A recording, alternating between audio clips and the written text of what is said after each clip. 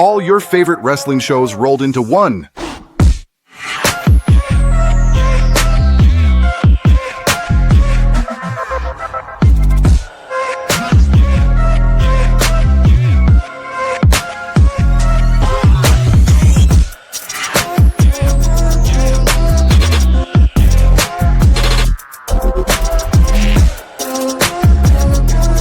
Welcome to the We Book It podcast. Let's start the show. Hello, ladies and gentlemen, my singles and tag team competitors. I am completely thrown off from that new intro. Oh my God, Virgil, that was beautiful. Yeah. I'm working to get some stuff updated around here, around the old channel, you know. So I figured I would debut it on the place to be on Friday nights. That's SmackDown, low down, hold down, throw down, mow down, toe down, woe down, hold down. Bring it around town. But I am your freaky host and the Booker of the Year, Fritos, and I'm here with the man that made that amazing intro to your Friday night recap. The man, the myth, the legend, the best DJ on the planet, by the way. We were eating it up the other day, St. Patty's Day. Amazing producer. He's also doing a Chicago Cubs Central podcast. So if you are a baseball fan or you're trying to get into baseball and you're from the Midwest, listen to him. The man knows what he's talking about. He knows ball. Literally, he knows ball. I am with Virgil. Yo, what's up, everybody? Happy Friday night to all of you. Thank you all for hanging out with me and the freakiest of them all. What's up, Fritos? How you feeling, man? I am feeling fantastic. I've been killing the overtime this week, ladies and gentlemen. You may be wondering, oh, Fritos, why are you slaving away? Why are you being a slave to the government and working all this overtime? I'll tell you why. I bought backlash tickets. You know how expensive that is? That was really literally that was like a mixture of Bash at the Beach and Backlash together, and I'm here for it. It's hilarious.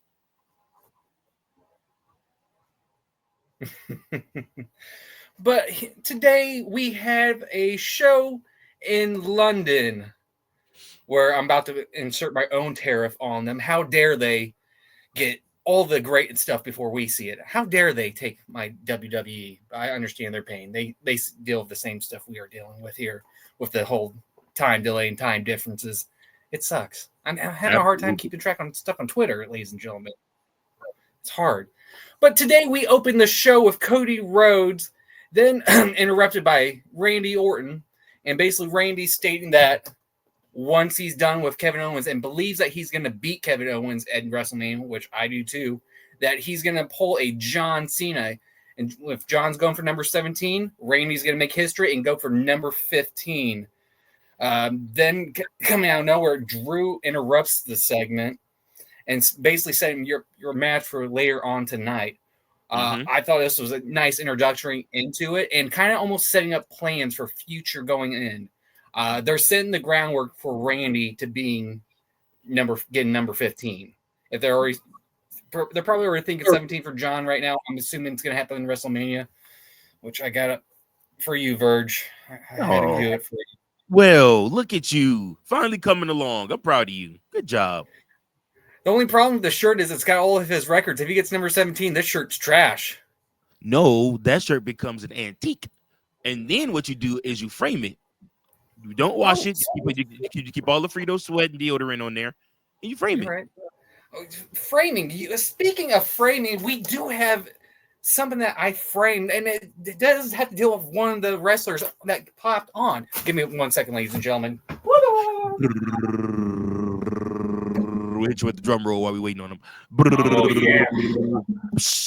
Woo, look at that. Wow.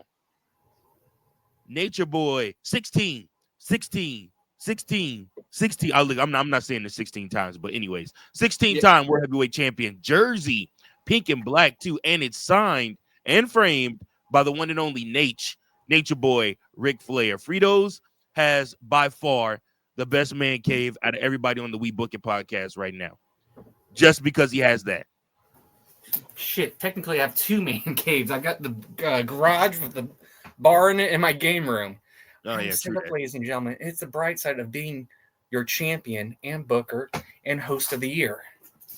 Whoa, host of the year now. We can give you that title. Where you take that one from? Okay, Host of Friday Night. All right, there you go. There you go. Host of Friday nights. We'll give you that one. We'll give you that one. I think C and Coach would have something to say about this host of the year thing. Well, they could come and try to take the championship. It's gonna be hard. It's gonna be hard. For sure. All right, man. Let's get to it. Mm-hmm. Then leading up, we have our first match of the night: Street Profits versus Pretty Deadly. Elton Prince and Kit Wilson came out with Union Jack themed gear for their tag title match. It was a fairly short match between Montez Ford and Angelo Dawkins, with the Street Profits taking the win. I honestly thought it was a decent match. Still, we get the same gimmick from Pretty Deadly, but something about them now, just seeing more of that serious side dealing with DIY, I'm starting to become a little bit of fans of them.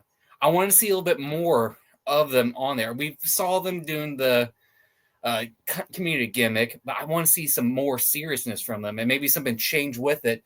But this, we all knew the Street Profits are going to retain the tag titles.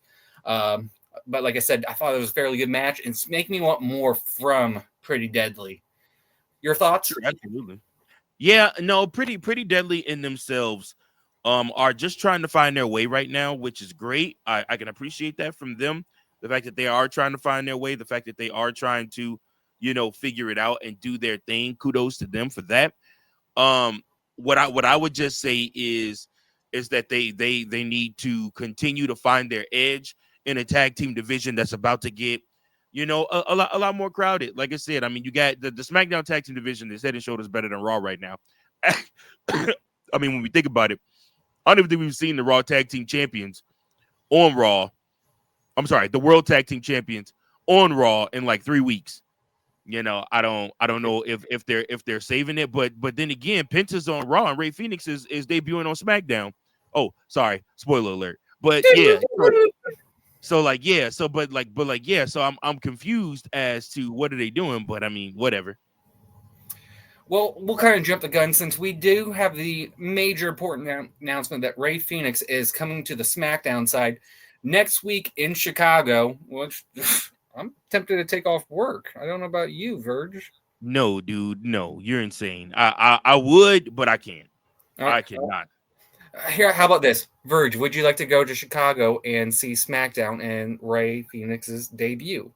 You know what? Just the simple fact that you took the moment to ask instead of just showing up and coming out afterwards and saying, "Oh man, that was a great show. I had me a great time."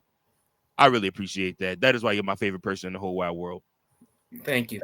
And for the ladies and gentlemen, they don't know, our other host and guest, Big Daddy C, did not do that for Verge and me and Coach. We are still upset. We hold grudges here. Very upset. Still holding a grudge about that. Literally, CM Punk returned that night. I was in Chicago. I was watching on my couch. And literally, C, I get a text message from C saying, "Man, this is crazy. I was walking out and I turned around. I heard his music. I started screaming." Pissed at him still about that. It's not a good friend. It's not a good friend. Now going into our second match of the night, we have Caden Carter and Katana Chance versus Alba Fire and Piper Niven. We had a little backstage segment with Caden Carter and Katana Chance with God, I can't think of her name. I'm losing it today, Verge. Kathy Kelly? Not Kathy Kelly. Zelina Vega. My brain overtime's killing me. A little backstage segment talking about Chelsea Green and all this. Then Alba Fire and Piper Niven and their new security guard gimmick they got going on. Just making sure, checking out everything's good for your president and Miss United States champion, Chelsea Green, which led to altercation and leading into this tag team match. This is the first match that we've seen Caden Carter and Katana Chance for a while, and especially since they switched over to the SmackDown side of the brand. We saw Piper Niven and Alba Fire just starting out their new tag team. I don't know exactly what the situation is going to be, if they're going to be leading fronts in the tag team division or what exactly, but I'm really digging this bodyguard gimmick that they going on with Chelsea Green. But the match goes on. Alba Fire is really taking control early on. Eventually, Chelsea Green, of course, getting involved, distracting them, and Piper Niven securing the win for the tag team. Afterwards, they start attacking them. Selena Vega came out to save Kaden Carter and Katana Chance. I thought this was a fairly decent match for them to show both sides off. I mean, they're both trying to get footings for both teams, but I felt this was the right choice with Piper and Alba. Just if you're trying to build up this new faction or group or whatever, you're going to have to do it with them. Kaden and Katana are going to get wins. They just got to get their footing down, get over this short feud that they're going to have. But I eventually see them being your front runners eventually down the line for your women's tag team champions. Yeah. Like I said, they need to create more teams for Big Mommy Cool and for Liv Morgan to feud with. And honestly, a lot of the fans really dig Piper Niven. She's really, really cool and a really, really good big entity, and people want to see more from her. So I like the fact that she's getting a tag team partner since the Miss United States champion is busy holding her title and defending her title. It'd be great to have all three of them have championships. I think that would look really cool. Be a great optic, great visual. So, I'm down for it. Give Pipe something to do. You know what would suck? Just thinking about that. We've all speculated as fans for American Made to do that, but they do that for Chelsea Green, Piper Niven, and Alba Fire. I think it'd be kind of funny that they did that route, essentially. Right. Yeah, true that. I don't know. We'll see what happens. Mm-hmm. Our next match of the night is LA Knight versus Braun Strowman. This is for the United States Championship. Braun beat Jacob Fatu last week, and this is giving him his title shot. Let's see. Throughout most of the match, the Megastar was overpowered by Braun due to, Braun being the gigantic man he is and former power man, strength man, or whatever he was during the Arnold and the minors or whatever they did it. He was a lot of different things, what he was. I know. But this match ultimately ended up being a disqualification due to Jacob Fatu taking out his frustrations last week, which I would like to say he came out in all black with the sweater and the sweats, but it was camouflage. So I did not see him. He wasn't normal all black, blended in to the barricades. I know your mind games, Fatu. You're genius. He's a tricky little he's a tricky little Samoan now, isn't he? I know. No one saw it coming. Nobody. Quote unquote out of nowhere. Really. But end of a disqualification. Afterwards, Fatu's backstage and basically on a rampage, yelling at Solo and Tonga, saying how he's upset about how he got disqualification. Basically, better get out of my way. So we're slowly starting to see Jacob Fatu break away from the bloodline, or the new bloodline, however you want to call them. And blood in, blood out, whatever you're going to call them. But it's weird because I really thought it was going to be the other direction, though. I thought it was going to be Solo breaking off and becoming the baby face. But I guess Triple H is listening to the fans, and the fans love Jacob Fatu because he's all gas, no breaks. He's Godzilla and King Kong. Put in one. Don't ever get it twisted. But honestly, if they do the Solo route for Fatu's career now, I don't see him as a kind of almost a tweener, almost like Braun Breaker, where he's not a face, he's not a heel. He's just there to kick ass. And I'm fine for that. He's going to be their SmackDown version of it. And if we do get Survivor Series with War Games, I can see that happening, just them two just going at it. I'm hoping they bring back maybe the classic Survivor Series match for that situation, which I think would be amazing. Got you. Mm-hmm. Yeah, I'm excited to see what they're gonna do with this. Like I said, it could like I said, like the whole Jacob Fatu thing, him winning the United States Championship. I actually would not be mad if he walked out of Mania with the United States Championship. I would not be mad if there's a triple threat match at which is what they're looking like they're going for WrestleMania with Jacob Fatu, LA Knight, and maybe Braun Strowman for the United States Championship. It kind of sucks though, man. Big Jim not even gonna be on the card, bro. Let's hold up. We still got what, a couple more weeks. He gonna have to be the Andre the Giant Battle Royal winner this year. Yeet, no yeet. I mean, it helped Bronson Reed with his career. It might help him push for a solo career. But next match of the night, we got Michin and the daughter of the man's frame autograph that I just showed earlier, Charlotte Flair. We had a little backstage segment, Michin and BFAB talking to who was it? Jade Cargill, and after she was talking to Nick Aldis and basically saying, when I see Naomi, it's on site, which I'm all for it. Leading into your eventual match up in WrestleMania, Naomi versus Jade Cargill. But while Michin was out there, she got blindsided by Naomi because she was talking shit about her and just got the everlasting shit beat out of her. Jade came out and attacked Naomi, helped Michin and all that. Then Charlotte came out. Then if you notice, they had a look with each other, setting up a future match down the line. I'm hopefully next WrestleMania. If not, maybe 2 Manias. Something definitely. They're teasing fans. The Triple H is there. They like to tease it. You got SummerSlam. Remember, you got SummerSlam. So and SummerSlam will be 2 nights this year for the first time.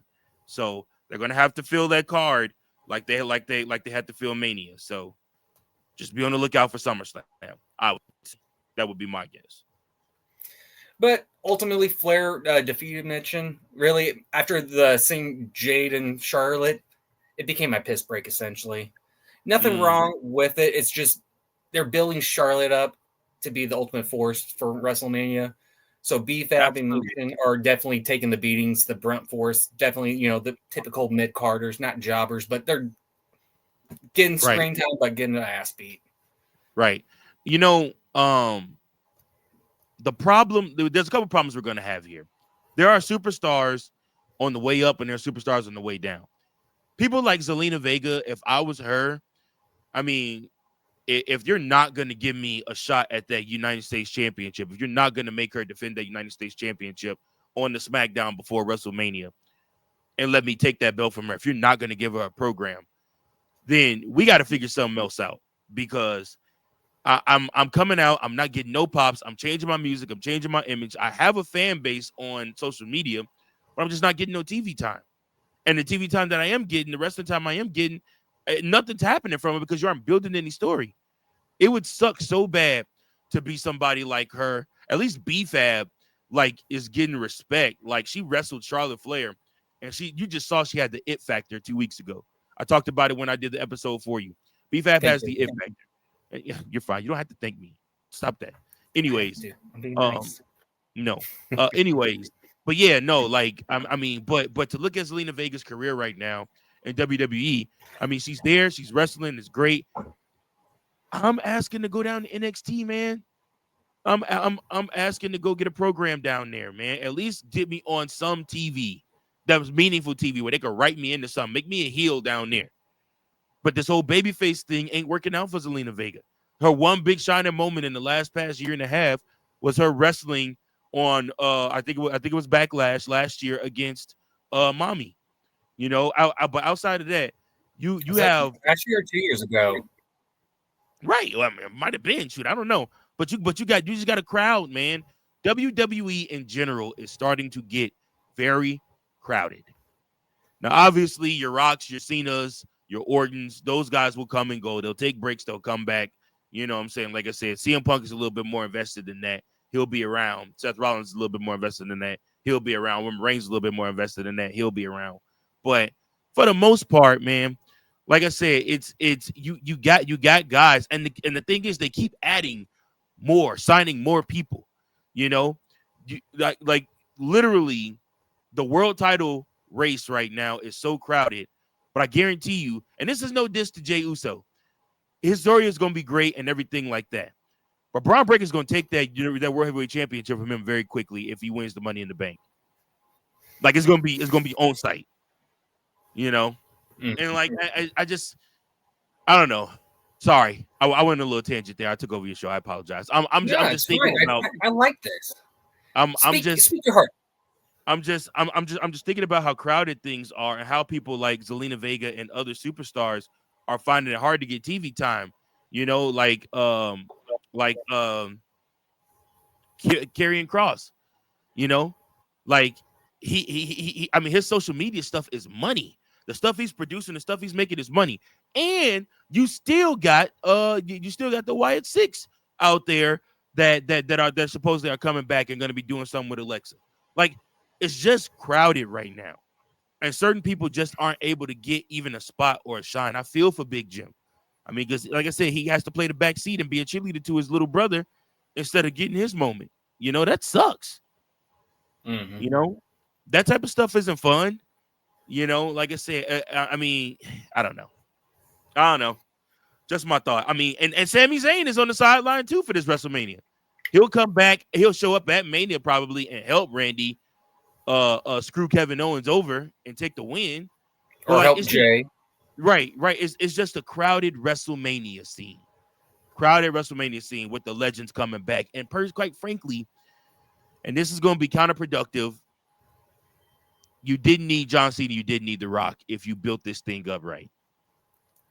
This WrestleMania, if you would have built up Gunther versus freaking what's the name? Freaking Braun Breaker. Come on, man. Or even if you bring The Rock back and he does that angle with turning somebody else heel, you turn Braun Breaker fully heel, and you tell him he's the next killer in WWE. And then The Rock can go on about his business. He has the endorsement. Just show up a couple weeks before Mania. Boom. And you're good to go, man. You know, like I said, it's just tough right now. It's just tough because it's a crowded scene, man. It is. But you know what is going to make this whole WrestleMania season tougher? Is What? this next match between Drew McIntyre and Randy Orton. Because these two guys have potential matches going on into WrestleMania. One for sure with Kevin and Randy. But Drew, maybe with Damian. They're definitely building that up. We'll talk about that further on. These two have gone against each other plenty of times. This lasted less than 10 minutes before, of course, Kevin Owens came out of nowhere and interfered with the match, which secured the win for Drew McIntyre. Then afterwards, Randy and Kevin were going at it. Kevin almost hitting another pile driver, but this time on the announcer's desk until Randy countered it and basically chased him out into the crowd. Then afterwards, we had a quick little interview with Drew and Kathy Kelly, or not Kathy Kelly. I can't remember who it was. But they had a quick little interview saying how he's been called out and he's starting to get these wins. He called out Damian and he's not there. He's scared. As soon as he opened the door, just like the Undertaker, Damian was right there. Those two go at it back into the parking ramp. And eventually attacking each other on top of I believe it was a BMW, where Damian Priest chokeslammed Drew through a windshield with real glass, ladies and gentlemen. Just saying. Ouch. Real glass. It hurt really bad. And basically ending that until we see CM Punk coming through, stopping and looking at the windshield, which I thought was hysterical. This is about the second time that Punk has taken a shot at AEW this week. The man's petty. I love it. Yeah. Oh yeah. No, like I said, this whole segment and moment, I liked it a lot. I like the fact that it got me more invested in Damian Priest and Drew McIntyre and in their match. We're looking at probably seeing maybe a no holds barred match between those two. That type of stipulation at Mania, which I would not be mad about at all. But the problem we're going to end up running into here is, with so much wild, wacky stuff going on and rules being bent, what stipulations do you book for what match? Because, like I said, you're heading towards a triple threat for the United States Championship on the Mania card. Mm-hmm. But like I said, potentially for the IC now. Right. Like I said, so I mean, it's tough. It's tough, like I said. But I definitely think, a street fight for Drew and Damian Priest would be great. With Drew McIntyre picking up the W, I also think that would be cool too. He deserves the W, but at the same time, if they're trying to build up Damian, I think they want Drew to keep losing. Like you mentioned before, losing helps. It builds who you are. Yeah. Yeah. And I think if they keep doing this right, with Drew losing at key points a little bit more, it's going to pay off eventually him getting the World Heavyweight Championship again, or getting your lovely championship, the WWE. The WWE Championship. Honestly, this title picture is going to get very, very crowded. That favor that CM Punk is holding over, I guarantee you it has something to do with this. It has to. Speaking of that favor, the way the show ended for your main event was a contract signing with Roman, Seth, and CM Punk. Roman starts off, and then I just realized, it's a commercial break. Roman's still walking. God. About 5 minutes later, he's still walking.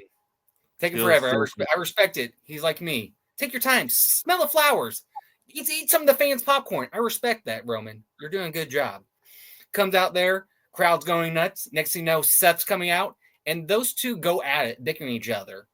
They still have that love for each other, but you could definitely, it's more of that brotherly, I love-hate relationship here.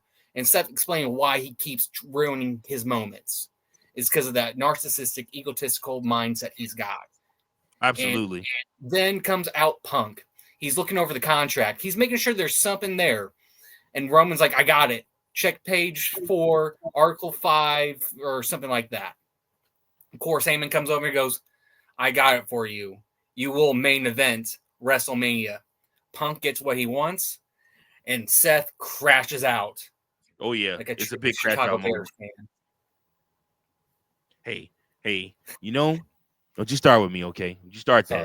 Sorry. It is the summertime. You're right. We don't have to start talking about football until SummerSlam, buddy. Fair enough. But then afterwards, Punk takes some couple shots at Roman. Roman's like, you better thank me. He goes, I thank you, my tribal chief. And called him the big dog, which I think that still hurts Roman a little bit. Oh, absolutely. Then he says, me main event in WrestleMania wasn't the favor. And you just see the shock in his face. Oh, yeah. So I'm curious of what this main event is going to, or the favor is going to be. Personally, I think it's going to be SummerSlam. This is the match I want for the WWE Championship. Cena, Orton, and Punk. Triple threat. My thought process is that the favor is going to end up being Paul Heyman having to walk with Punk and be in Punk's corner for their triple threat match as a mind game to Roman Reigns. Ooh. I think it's going to screw with him. And I think by the end of the night, there will be a new Paul Heyman guy. If this match is going to finish last, there will be a new Paul Heyman guy. And that new Paul Heyman guy will be Seth freaking Rollins. Ooh. I dig that. That's right. A new Paul Heyman guy. Because think about it. Roman's moving over to being a face. Paul Heyman is a heel manager. He always has been, always will be. So like I said, it just works. With the way that Seth has been crashing out, and Seth wants to take everything from Roman. Roman will ask Paul Heyman, why did you do it?